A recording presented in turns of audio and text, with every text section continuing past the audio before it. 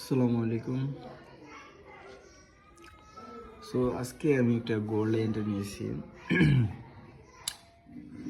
Gold entry নিয়েছি 1:2 capture করছি। Market যদিও 1:3 প্লাস নামছে, দেন আমি 1:2 টার্গেট রাখছিলাম, দেন আমার 1:2 টার্গেট হিট হয়েছে। টেকনিক্যাল লজিকটা একটু বলি। মার্কেটে 4 টাইম ফ্রেমে এটা একটা এফবিজি, ঠিক আছে, হাই টাইম পিওয়াই যেটাকে বলে আর কি। দেন পিওয়াই ট্যাপ হওয়ার পরে আমি আমার পার্সোনাল যে স্ট্র্যাটেজিটা আছে, পার্সোনাল স্ট্র্যাটেজি অনুযায়ী আমি কনফার্মেশন পাইছি ডাউনের নিউ এক্স সেশনে। সো আমি এন্ট্রি নিয়েছি, দেন 1:2 আমার প্রফিট হয়েছে।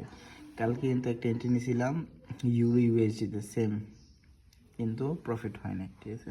সো আজকে 1:2 প্রফিট হয়েছে। সো এটা আর কি, মানি ম্যানেজমেন্ট রিস্ক ম্যানেজমেন্টের সাথে থাকলে মার্কেট থেকে প্রফিট বার করা যাবে, ডিসিপ্লিনের সাথে থাকলে, ইমোশন কন্ট্রোল করতে পারলে। সবাই ভালো থাকবেন, সুস্থ থাকবেন। আল্লাহ হাফিজ।